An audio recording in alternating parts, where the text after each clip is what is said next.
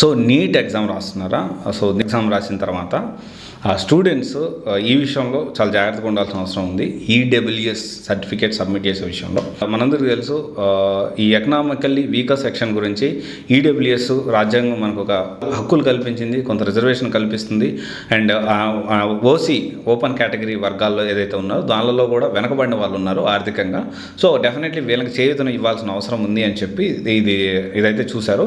So నేనేమంటున్నానంటే దీనికి సంబంధించి హైకోర్టు రీసెంట్గా ఒక స్టూడెంట్ క్యాన్సిల్ చేశారనమాట. ఏమని? ఈ ఎంబీబీఎస్ సీట్ క్యాన్సిల్ చేశారు. ఎందుకనంటే రాంగ్ సబ్మిషన్. అంటే ఈ ఈడబ్ల్యూఎస్లో ఏదో తహసీల్దార్ కొద్దిగా ఏదో డబ్బులు ఇచ్చేసేసో లేకపోతే ఇంకోటి ఏదో చేసేసేసి ఈ ఈడబ్ల్యూఎస్ సర్టిఫికేట్ అనేది ఫేక్ చేస్తూ ఉన్నారు.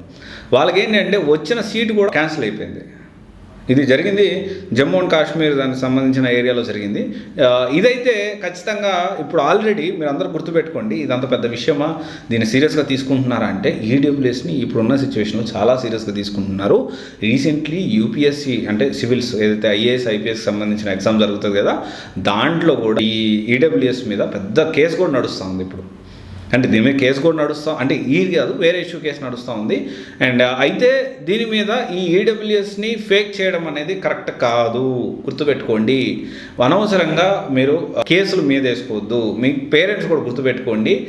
మనం నీట్ ఎగ్జామ్ రాసిన తర్వాత ఈ కౌన్సిలింగ్ ప్రాసెస్ అనేది చాలా ఇంపార్టెంట్. ఆ కౌన్సిలింగ్ ప్రాసెస్లో ప్రాపర్గా లేకపోతే మాత్రం ప్రాబ్లం అవుతుంది. సో మీరు ఇంటర్వ్యూ విత్ నీట్ జాయిన్ అయ్యేటప్పుడే ఈ కౌన్సిలింగ్ విషయంలో పర్సనల్ కేర్ ఉంటుందా లేదా అనేది వాళ్ళు ఖచ్చితంగా ప్రీవియస్ అందరితో అడిగి మాట్లాడి తెలుసుకోండి. This is very important. కొంతమంది దీన్ని 10,000 వసూలు చేసి చేస్తూ ఉన్నారు. సో నేనేం చెప్పదలుచుకున్నానంటే హైకోర్టు అయితే క్యాన్సిల్ చేసింది, ఆ సీట్నే క్యాన్సిల్ చేసింది, ఎంబీబీఎస్ సీట్ని. సో ఈడబ్ల్యూఎస్ మీరు పెట్టేటప్పుడు సర్టిఫికేట్ పెట్టేటప్పుడు జెన్యూన్గా జాగ్రత్తగా పెట్టండి, ఆలోచించి.